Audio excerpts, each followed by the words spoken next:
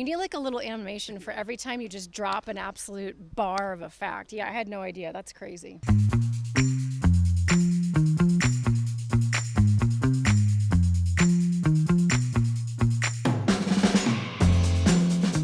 Welcome to a special edition of the Bohnfire podcast, Cage Side, here at the UFC Apex with Laura Sanko, who will be calling the action penultimate week here at Dana White's Contender Series. Laura, are you sad? Are you sad when the season gets close to the end? I'm sad we don't have a fire in front of us. Can we light a fire in the Apex? Is that legal? I don't think PR would Probably frowned upon. Probably frowned upon. Yeah, listen, I love this show so much.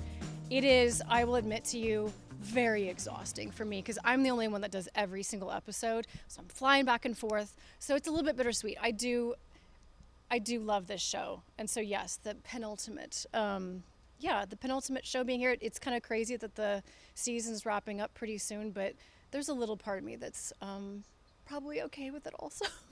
I think week 9 will be in the books by the time most people see this, Yeah. but I think going into this one, I think 45 fighters already signed, and the record's, 46? Yeah. So, I don't know, does that speak to you? Is that a talent thing, just a roster turnover thing? What does that say to you? I think it's all of the above. I mean, I was actually just talking to someone a second ago. This, to me, is one of the better seasons we've ever had. And what really stuck out to me, listen, it's been this way for a few years now growing, but to me, this season was by far the most international. There was I'm never going to remember what week it is because they're all a little bit of a blur to me, but there was a week, maybe 6 or 7. I remember looking, there were 9 countries represented on a 5-fight card, which is insane. It's absolutely insane. And it speaks to the global reach of the sport, the global reach of the UFC. And yeah, it's been a very successful season contract-wise. Yeah, seriously. For the ladies. Yes. Yeah, even you don't need the win on this one apparently, but you just got to fight with the heart and they'll bring you in. 100%. I mean, that's been the message on this show, but I love when that message actually comes to fruition and we see it happen.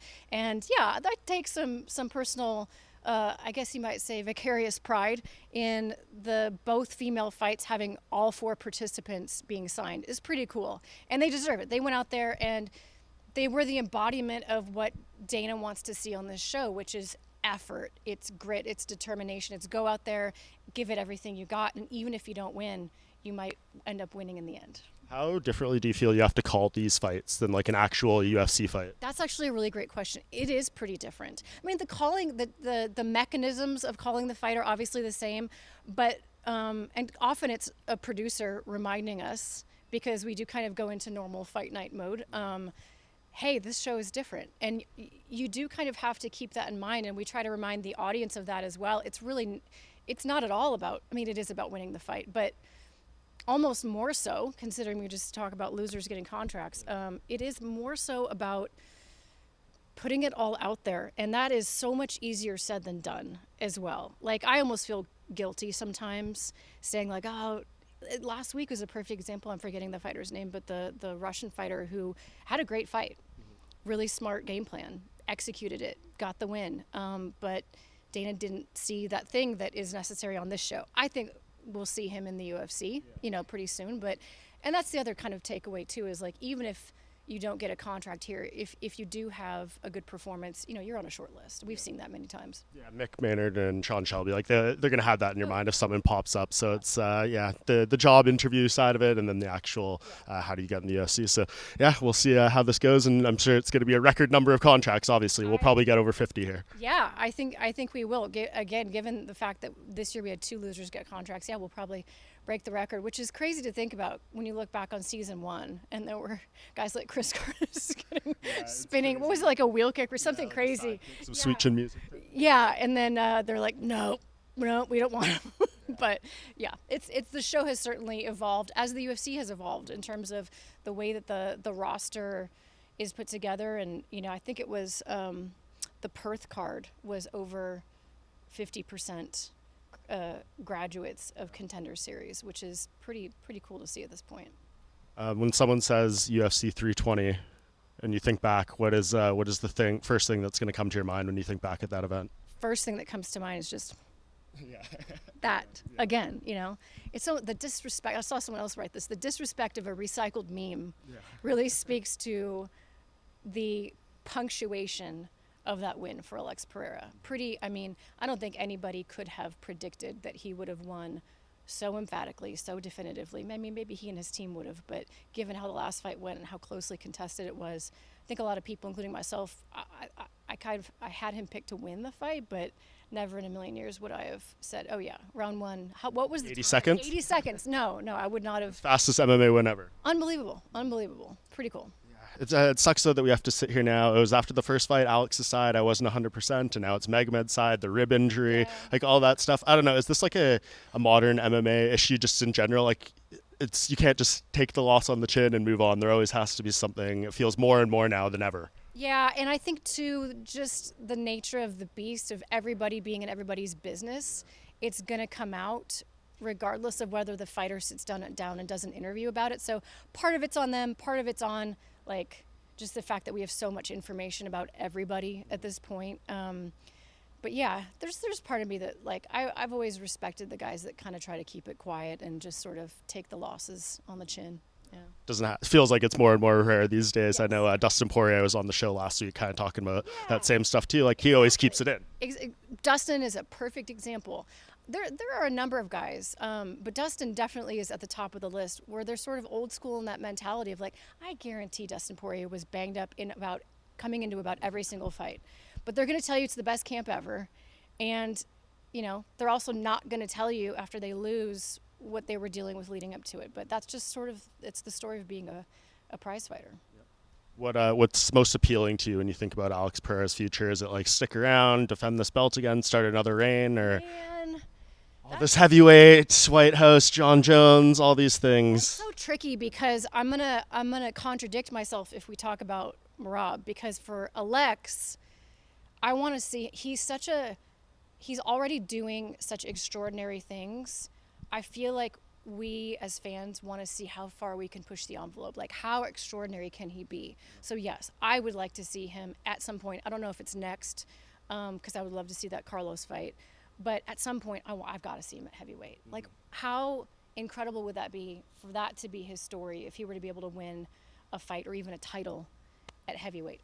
That would be insane. But then in the same breath, I also appreciate guys like Pantoja and I feel like Merab, who are just going to absolutely clean out again, you know, their respective division. Yeah, I mean, that's what we've seen the greatest champions, right? They are able to knock off those contenders once, twice. But yeah, he's been calling for this for a while. I feel like Alex really wants that, but I don't know, Dana doesn't seem too enthusiastic. I mean, don't call the guy a 185er. He's had more fights in the UFC at light heavyweight. He has the second most light heavyweight title fight wins in history, tied with Chuck Liddell at 5, and then John Jones is way up there at like 13 or 14. But right there, a little animation. You need like a little animation for every time you just drop an absolute bar of a fact. Yeah, I had no idea. That's crazy.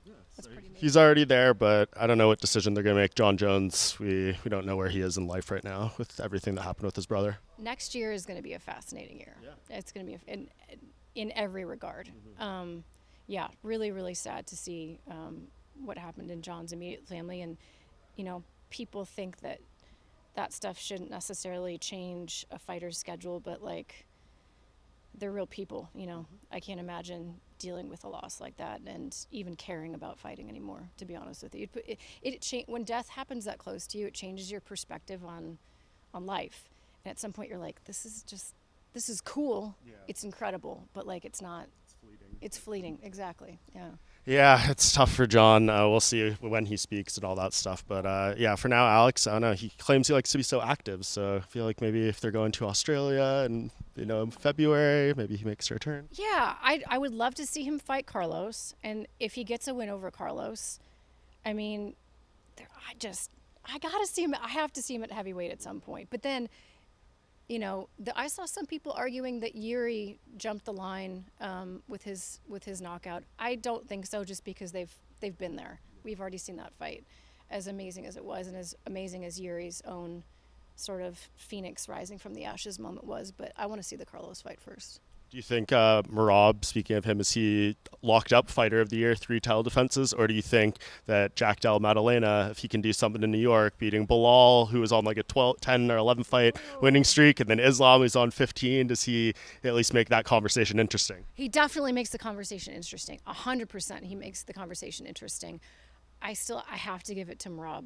I have to give it to Merab. Being able to be that active as a champion, and I say this every time I talk about Merab lately, to operate at the championship level is one thing. To continue to evolve in a noticeable way as a champion is otherworldly. And the fact that the guy continues to add tools to the tool belt, becoming more of a finish. I realize he didn't finish last time, but he almost did. Yeah. And he's just becoming more and more dangerous, which is only going to increase his stardom. And yeah, I think he's got fighter of the year personally. Well, especially if he gets the 4th fight. I mean, that would be game over. There would be no argument. He'd run the board at that point, yeah.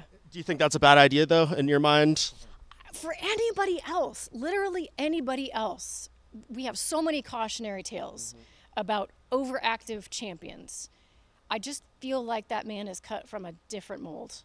And I notice it, like, obviously we all see how he fights, but if you spend any time around him when he's not fighting, he is as busy a person as he is a fighter. Like two fights ago, so it would have been his rematch with O'Malley. I ended up at this big dinner the night before the fights, and there were like 30 people there, and he's literally walking around, serving everybody, saying hi to everybody. You know, it's like, I'm like, Rob, you're tired. A lot of fighters don't go to their, like, a big get-together meal the night before a title fight for good reason. Because, at least for me, I don't know about you, maybe it's because I'm an introvert naturally, like, those social interactions take little bits of energy out of me. And I have to kind of just, like, be a recluse before I'm going to do something big. That man is an endless gas tank in every sense of the word. So for him, I don't do it. Is there anything Petr Yan can do to make that a more interesting fight than last time, you think, though? I don't know. Petr has looked fantastic. He said he was 50% in an interview today. Did he really? But maybe I tend to believe him because look at his last few performances. Yeah. He's looked phenomenal. But I just don't know if stylistically you can change that much, you know? And again, with Merab getting better as well, that's a big gap to close. I just ate. Sorry, guys. I feel like you just need to knock Merab out. Like you got to go all in on the KO because I don't know. Umar had some stuff with him going on, but then he hurt his hand. But I don't know. Like if you're game planning to win a decision over this guy, that feels like the wrong approach. Absolutely the wrong approach. But even the guys who go in there talking about knockouts, he's got a great chin. His defense is getting better and better. Like there was a time where that was the obvious game plan against Merab. And it felt realistic, you know, in the beginning of this run, the first few fights of this run. I remember him getting, you know, rocked and kind of almost out of there, and then he'd find a way to wrestle again. You don't worry about that as much anymore. Obviously, it's always on the table, but he has become incredibly well-rounded. He's very skilled. Okay, a few more things I want to touch on. Did you see this Conor McGregor stuff today? Thoughts? I panicked. I know you're like, oh. I literally did. I was like, no, and then I did the math. I was like, okay, it's fine. Yeah. It's fine. I mean, it's a weird thing. Like, very data back, we know, we're not going to joke around. Like, we know he took himself out of the pool. He was trying to do stuff to help him recover. It's just weird. It feels weird for this to come out, like, now on this day. After he says yesterday, I'm taking a break from social media. See you guys later. I'm going to log off. Yeah, you never know. Like, I'm assuming he knew this was coming down the pipe and just didn't want to have to deal with the, you know, barrage of BS. But I mean, this is something that he and his team have known about, something the commission's known about. So listen, they backdate stuff all the time. They're not pulling any special favors for him, and I'm just really grateful that the timing works out in everyone's favor. Does this make you feel better or worse or indifferent to him fighting next summer at the White House? Indifferent. I was already very high on it. Okay. Like I feel other than a brief few minutes when I opened my phone a few hours ago, I was just like literally lost my mind. I actually texted a friend of mine because I work in a company that Conor's an investor in. I was like, no! And then I deleted the message because I finally did the math and I was like, never mind, it's fine. It's fine. We're good.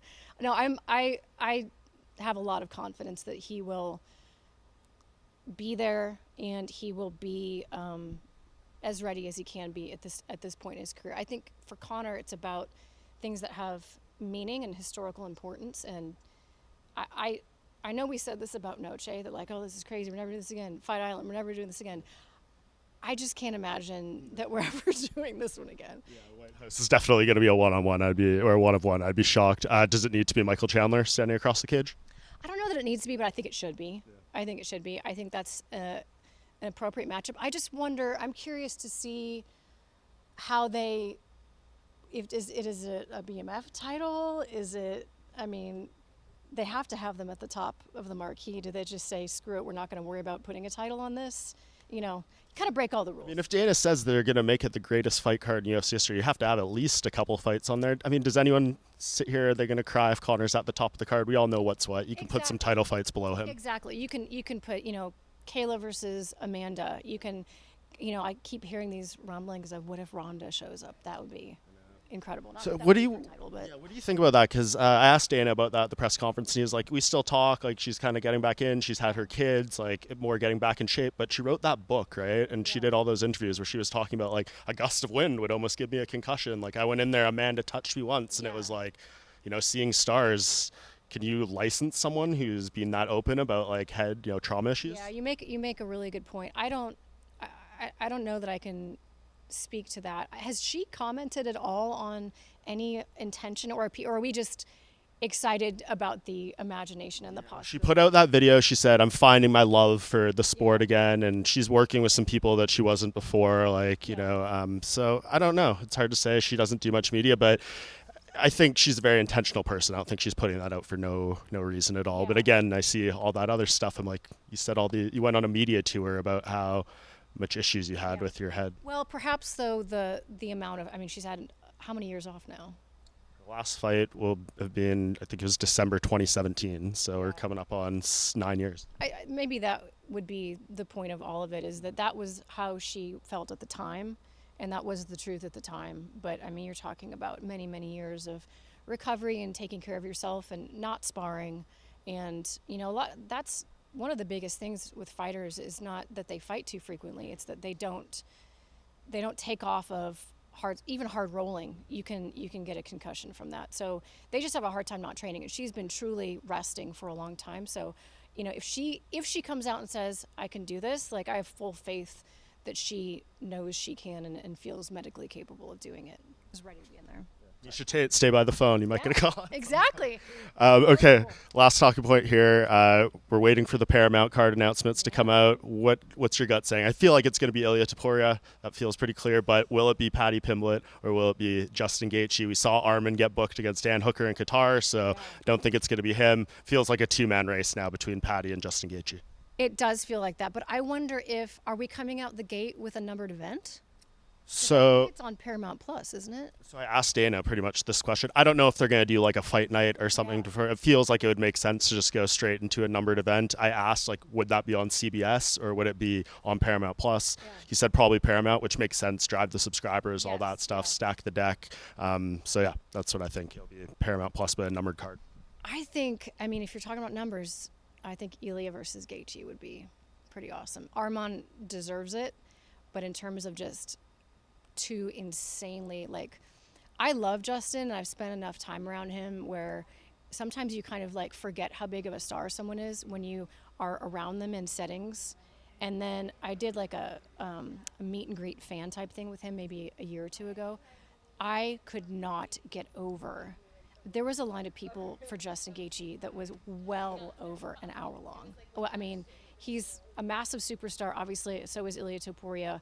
I think Arman was probably the harder stylistic matchup, but if you're looking for eyeballs, I don't know. What do you do with Paddy then, you think? Oh, that would be another eyeball fight. Yeah.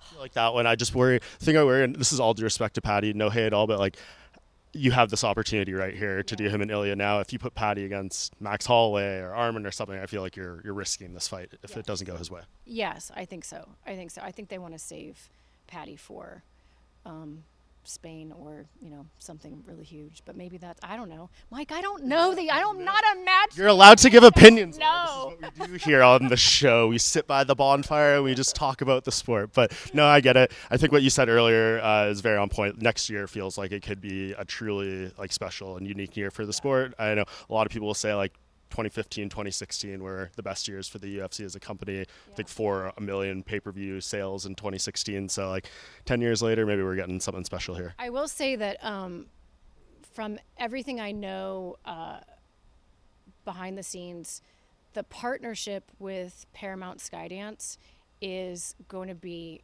unbelievable. I think a lot of us felt like, if we move away from ESPN, we're going to miss out on some of the other advertising that helps on the NBA finals, things all that type of stuff. But from everything I have heard, they are going full out red carpet. Like they really, really see this as the future of their platform, and I'm expecting very, very big things. It's not just going to be like, oh, there it is. They're very invested in what they're doing. Their whole executive team of CBS, Paramount, Skydance came out here 2 or 3 weeks ago, had this huge summit. I was lucky enough to host a Q&A, so I got to hear everything firsthand. And it's some big stuff happening next year. It's exciting tease material. Last thing on you, when are you calling a card again next, like UFC event? That's a great question. I'm calling Abu Dhabi, so I've got a pay-per-view coming up. Yeah. Breaking news here from news. Oh, yeah, that's exciting.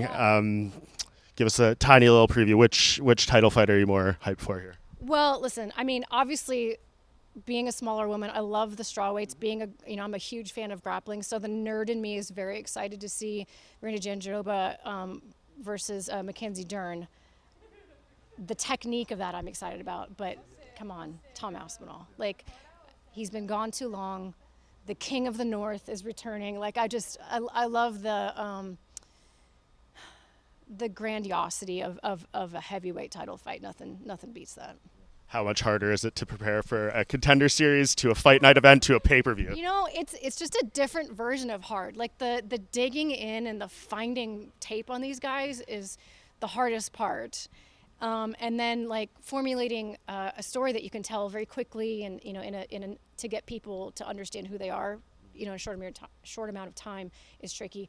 A pay-per-view is just a lot, and just speaking totally vulnerable here. Like I'm well aware that when I had the one pay-per-view 2 years ago, and I was really happy with how that went. The reception was good, but I know that every time I do a pay-per-view, there's a whole audience that isn't used to hearing me, that only watches pay-per-views, and so there's a lot of pressure to do it right and to do my best, and I will always do my best and I'll always do my homework. But yeah, it's really the only time I get nervous anymore, because I just realize how important it is to represent, to do a good job in those big spots. Was the last one you did with Anik and DC, or was it Anik and Bisping? Yeah, same crew. Yeah, it'll be great. And we did Mexico City together, Anik and DC and I. So it's a group I'm very familiar with, and I know the flow will be good. It's just like I gotta nail it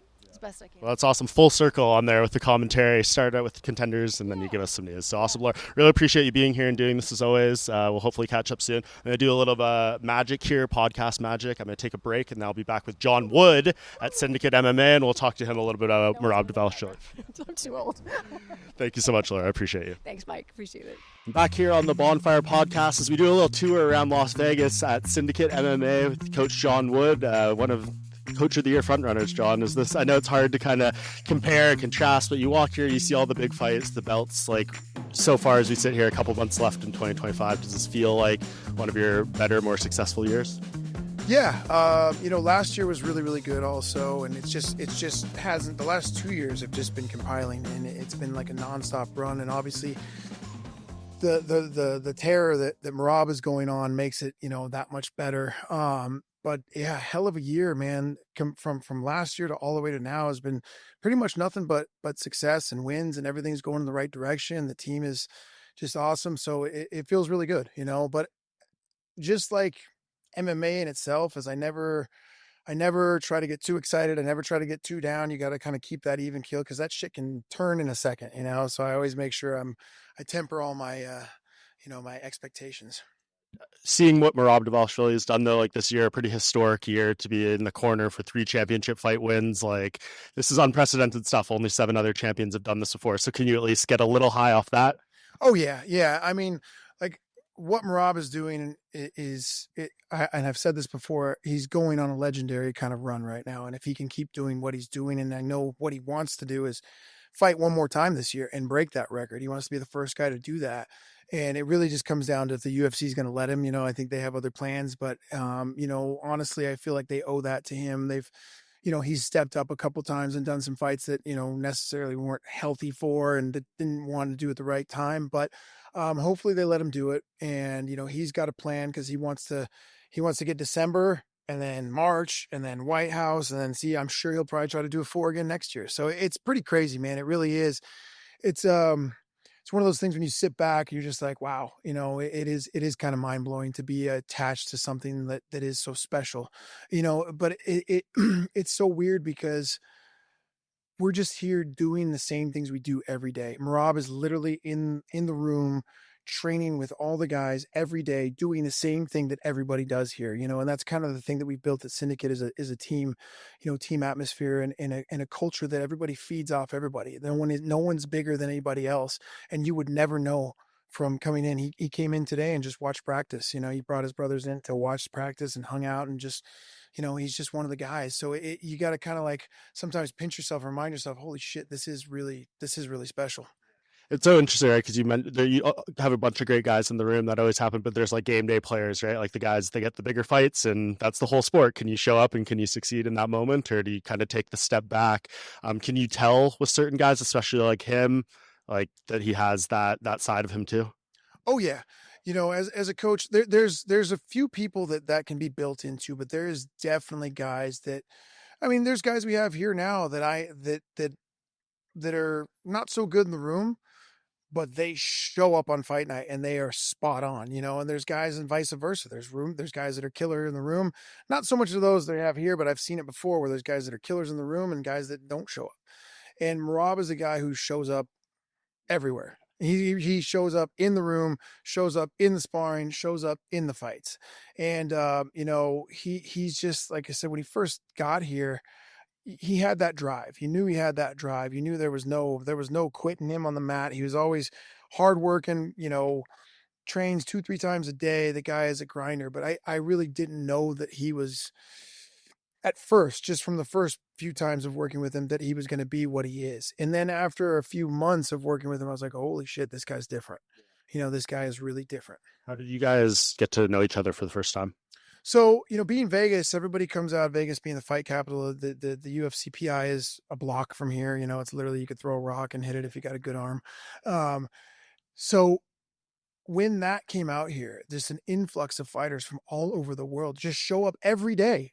Fighters show up every single day, just move here. And for the PI, which still kind of blows my mind because I would think that the first thing you would want to do is like find a gym and go and do that. But it happens every single day. Guys move out here. They know there's a couple good gyms to go to and they just figure they're going to fit in. So he was one of those ones that like 5-6 years ago now, he started popping in from New York, and he would come in and he'd start, hanging out here, and Aljo had made the move and he was going back and forth, and he just started spending more and more time, and it was like I think it was right before the Stamen fight, the Cody Stamen fight, or even the fight before that, that he was here. And, with someone like that, I was watching him and I just noticed he was good in the room. He's a good guy. He's a good vibe. Like Merab's one of the best people I know. And so he started to fit, that way. And I was like, I like this guy, but he kept going back and forth. And so I let him let him want to make the decision that he wanted to be here. And so we would get on, and I saw him, he would work with the guys really good. And after about a year, he'd come up to me and he's like, Coach, can we start working? We started working together, and I was like, and then I had to figure out how he worked because I've said this before. Merab has MMA ADD. He's just like, you teach something and he's just, we're able to start sparring all of a sudden, during practice in the middle of technique. Yeah. But I also realized the man only needs he needs to see something one time. As soon as you show him one time, I swear to God, I've never seen anything like it. He'll do it live in sparring perfect. So once I adapted and figured out how he trained, we kind of started hitting it off. And then I figured out how I need to train him. And it just became, we got closer and closer, and he started seeing the things that I was teaching him work. And he's one of those guys, once you get him to believe what you're trying to get him to believe and he sees it works, is off to the moon. He takes it and runs with it. And so we just really kind of like slow played it for the first year or two. And then we just realized, man, this is a great combination. Everything's going in the right direction. And it's been nothing but, great since. He's a great teammate, great partner, great leader. He's a good friend. Like it's everything, so it's been so good over the years. And I think we did it the right way, where we kind of both, made sure that it was the right situation. And obviously it looks like it is. How do you determine who you embrace in that way comes into this? Because as you said, so many fighters coming through. I'm sure a lot of people want to come in here and work with you, even if it's just for like the sparring or the training, maybe not the specific coaching, but how do you filter that? So, something at Syndicate we're trying to do is run this more like a professional sports team. Like that's the one thing with MMA. A lot of it's the wild, wild west. A lot of it's just chaos. We had a fighter today, very much today, who just showed up and wanted to just think he was going to be on the team. And that's not how we do things. The way I look at things is that you have to be, first and foremost, you have to be able to add something to our team. If you come in here and, you're not a good training partner, or maybe you're really, really, you're a talented guy, or we've turned down UFC fighters. We have a certain culture and a certain fit that we know the system that we have works. And if the person buys in and we can see that they fit into that system and that we like them and they like us and it all works, then we go forward with it. But like, it's not for everybody. And, especially here in Vegas, like the culture in Vegas is pretty crazy, man. And I've not been a part of that for years. It's like, we have a team, we have something special. If you want to be a part of it and you want to be here with us, great. If you want to be everywhere else, great, no problem. Go be everywhere else. But we're trying to do it different. We're trying to do it to where we have team meetings, coaching staff. We have a full staff. We meet weekly with the coaches, have a weekly meeting. We have tape studies. We have everything. We try to take out all of the problems for the fighter and put it on us. And we try to take care of everything. And if the person wants that kind of, situation where we're here to make your life easier and you think that you can get better, then it's going to work. There's a lot of the nomads here that want to just go from everywhere and don't really want to be coached by one person. That's okay too, but we kind of have a system and a standard, and we close the doors for sparring. Not everybody's going to come in here and not everybody's going to see what we do. I feel like we're doing something very special here and very different. And it's paying off. It's showing, and so we want to keep that together. And if you want to come in and be part of it, then you're going to put in the work that everybody else puts in. Do you think Merab is like the best example of your system and the effectiveness of it right now? Or do you have another one that comes to mind who maybe you've worked with for longer? I mean, there's been a lot over the years, and obviously Merab is the best because look at what he's doing. That guy is the best in the world, if not the best fighter in the world right now. So it'd be hard to say that he's not the best example because clearly, the results are there. But I think that there's multiple results and examples of lots of people that have come here over the years, and we really focus on the fighter and what they need. As far as a coach, I feel like I can mesh and blend to anybody's style. I'm a true MMA coach. I don't have one specialty. I'm not the best at everything, but I'm pretty darn good at a lot of things. And especially when it comes to MMA, there's a lot of little intricate things that we tweak and fix, and it makes a big difference in fighting. And I don't think anybody has ever come here and not been successful. It's been going on for a long time. Like I always say, Roxanne was a great, Roxanne Modafferi was one of my greatest, probably I like one of my best examples of somebody who maybe wasn't even supposed to be a fighter or wasn't supposed to be, Maximized her potential. Yeah. And we maximized her potential all the way to a title run, to this, to that, so whatever, it just takes a little bit of talent and toughness and willingness, and that can go pretty far here. In terms of I feel like all the coaches have their own philosophies of the type of stuff they want to work on. What's like an MMA trend that you've seen in the past year or two that you implemented into your system, and then maybe some stuff that you've seen that you've chopped off because you thought this no longer works the way the sport is evolving?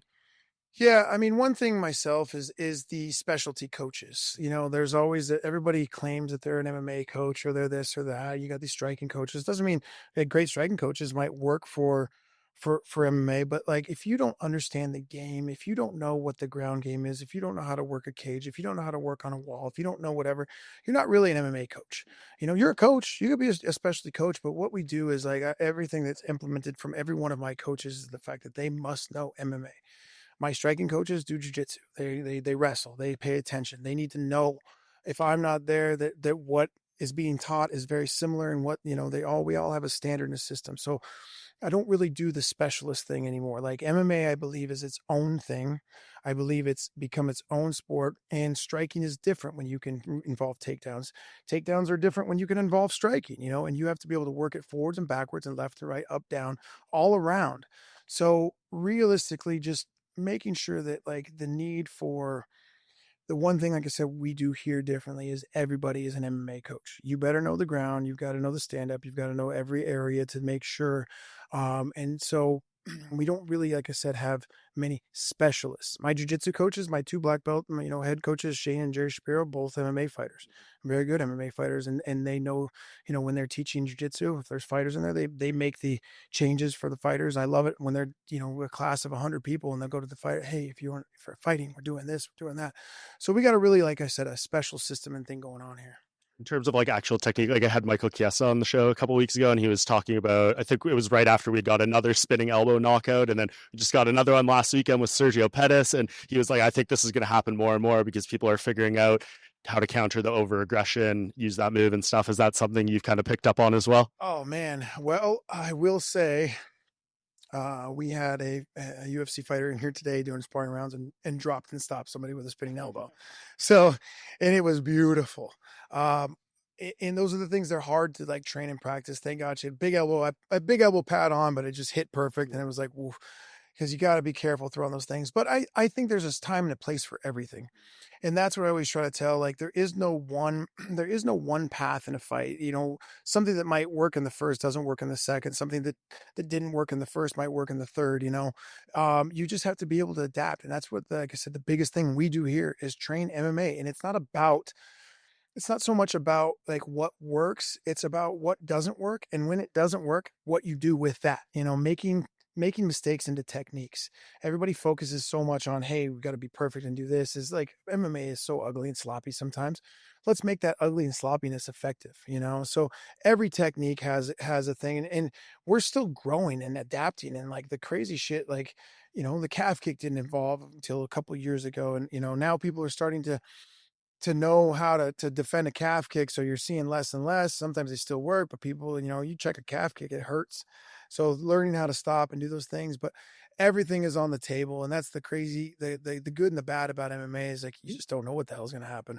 What's your philosophy on close guard from bottom? Do you hate it, or do you tell? I'm not going to say the first word that came to my mind, but anybody who knows me knows what I was going to say.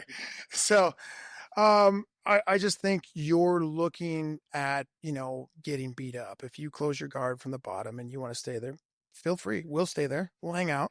That's something that we work on. If somebody close their guard, in fact, you'll hear me in a fight, guards closed, just Go to town. yeah, have fun.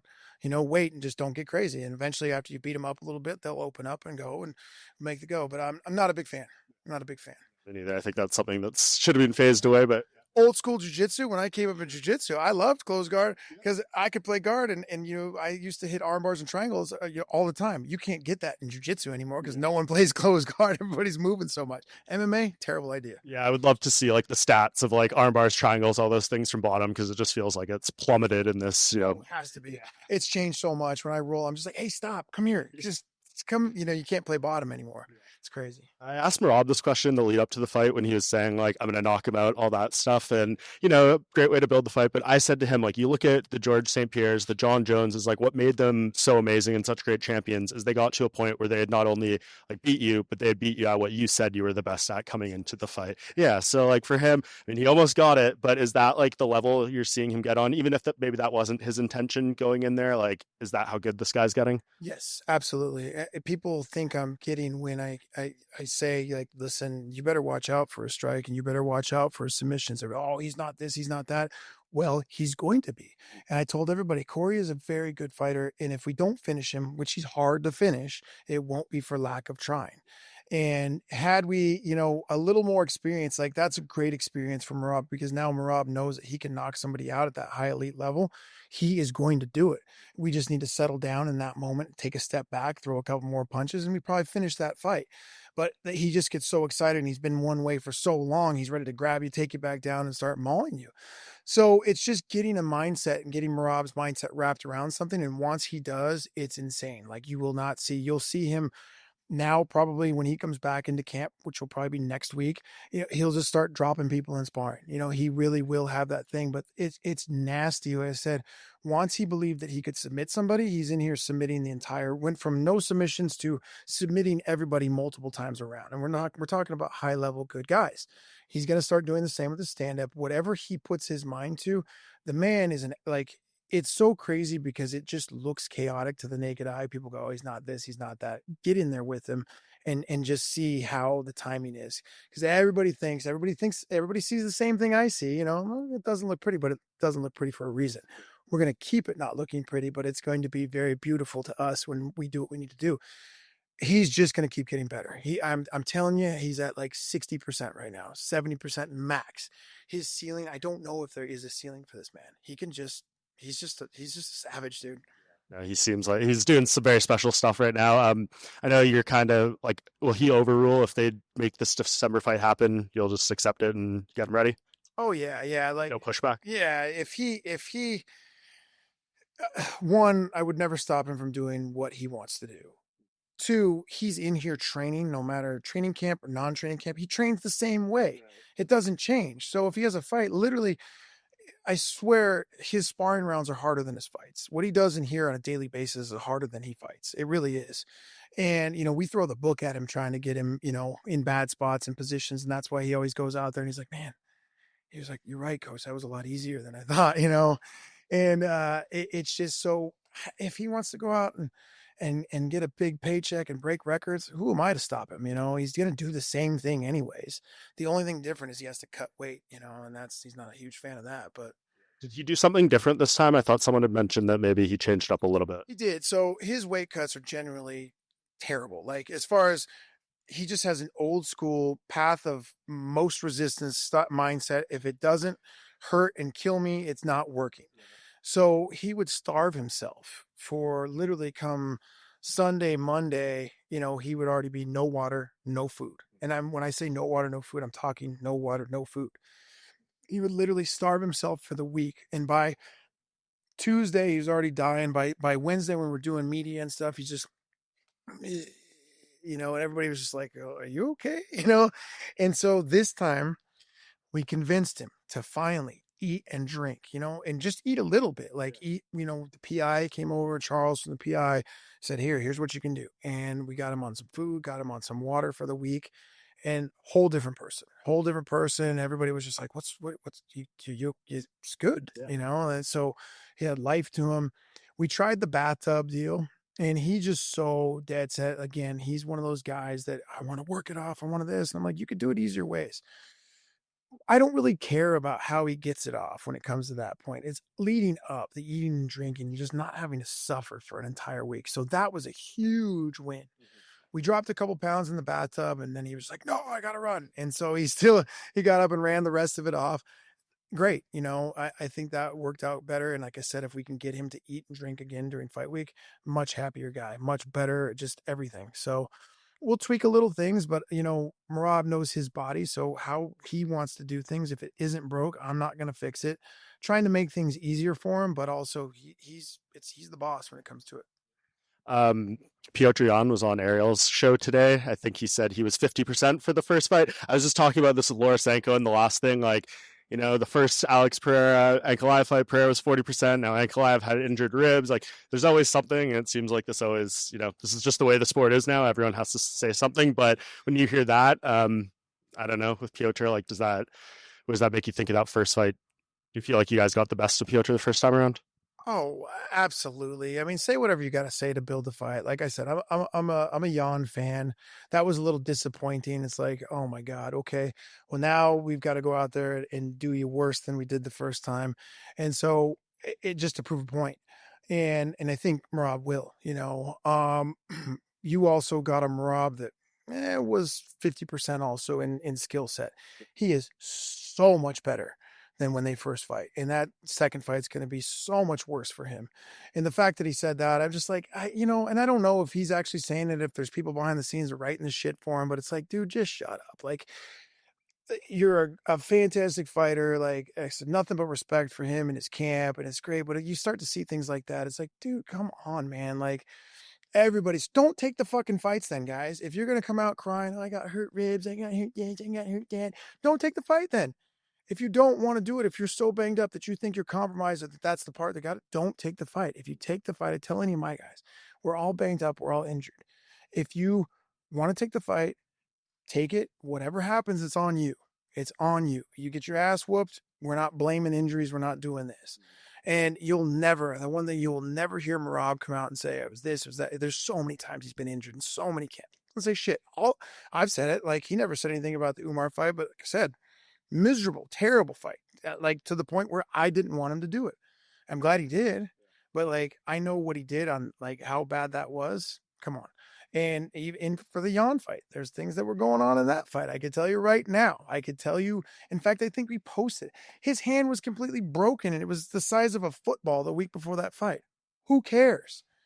Like, if you're gonna take the fight, take the fight. Like, don't come out and especially years later, and say whatever. But good, sell the fight. I don't care. It's all good. It's bulletin board material, right? Is that kind of a thing in the sport? Do you believe in that as well? I mean, I just think you're going to try to build it and put yourself in the best position you can to get the fight and say whatever you need to say. And great. We were 50% too. Cool.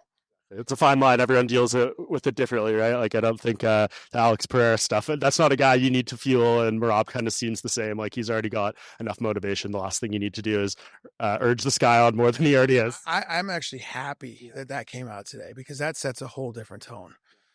Merab's actually been very nice and friendly, and he's a respectful guy. You start saying things like that, that just puts the fuel on the fire. And if I don't know, like, if I'm everybody, I'm not trying to do that. Not that we need that, but I know it's interesting. I know the first fight, like, or I guess, do you see that being a vastly different fight second time around? Like, Petr, he's got a couple good wins, and I know he seems confident that he was able to stop the takedowns, I guess, more consistently, but he couldn't get his back off the cage. I see it being a much worse fight for him. I just don't see, again, respectfully, really a big fan of that guy. I think he's a good dude, and I love watching him fight, but I do not see anything there that would be a different threat for us. And there's so many more things that'll be a different threat for him. Before I let you go, we're taking a lot of time here. What's coming up next for you? Like, what's your next big one around the corner in your mind? So this weekend, fly out to Texas. I got the Brennan brothers, Lucas and Tyler Brennan, fighting in Texas, and come back. Weekend after that, Canada for Davey Grant. And then we've got Jacqueline Cavalcante, Luana Santos, Muin Gafarov,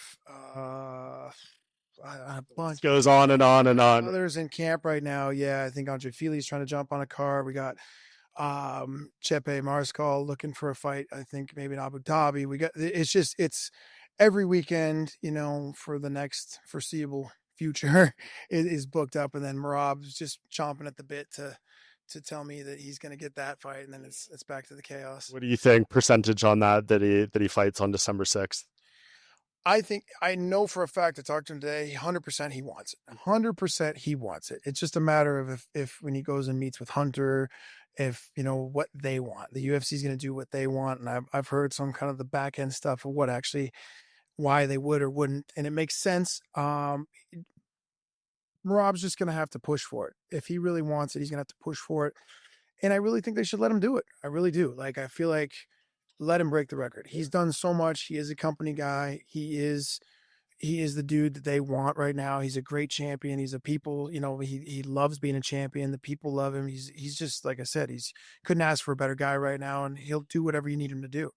So I hope they let him have it just for the sake of him wanting it. And then, yeah, I think it's 50-50 right now. He's just being so amazing. I give him the opportunity. This guy's on a special run right now, and you just look. I mean, I probably said going into the Umar fight, like, obviously they're both great, but like this division is just so skilled and so deep. Like, I don't see anyone holding the title for 3-4 title defenses. Here he is. He's done it all in a freaking year. So like that should show. And he's made this division somehow seem like not as deep as it was before because he's beating everyone so thoroughly. So could not be more impressive. I mean, next couple wins here, I was looking at threatening Anderson Silva's all-time winning streak. Like, this is a once in a lifetime fighter. And if you go back to the guy that, people maybe weren't as much behind as they are now, like, he shows what you can do in the sport with, success and determination and all that. 100%, man. Like, and he deserves it all. Like, he is a sincerely true, good person, great heart, giving to his teammates. He'll be here. Like, he's here for his teammates, his family, his people, his country. He's legitimately just like one of the best people I know.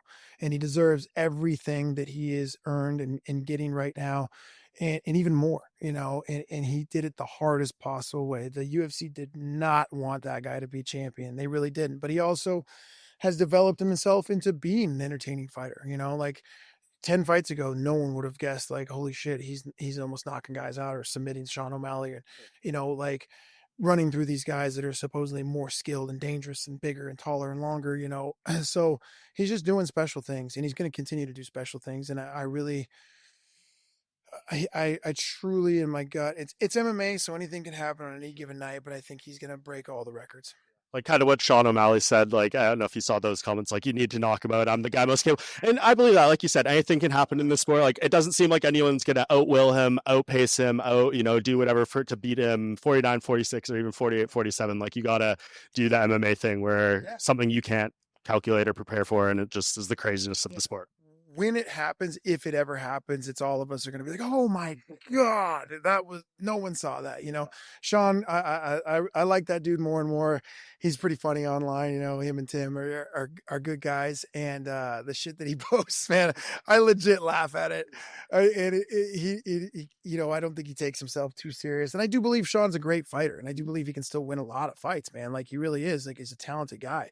And there's, again, what you just said, the division below Merab, there's a lot of guys that could be champion. That top 5, Corey, Sean, Yan, Umar, they're killers, dude. They're all top 10. They're all, even Batista, like, that guy is so underrated. Great fighter, make you look bad. That top 10, they're all killers, and it's just like, they're gonna have to sit around and fight each other for a while. Yeah, it's just different. It's just different. Congrats on helping him get to that level, man. It's very cool. I appreciate you letting me in here because I haven't had the opportunity. I'd definitely like to come back at some point and see the full practice, but congratulations, man. You deserve it all. Thank you. I appreciate it, man. It really is an honor to have anybody. It's still shocking to me that anybody wants to interview me or talk to me about anything, but I appreciate it. You've been doing your thing for a while, so I appreciate that. That does it for this edition of the Bohnfire podcast. I will see you all back here next week by the Bohnfire.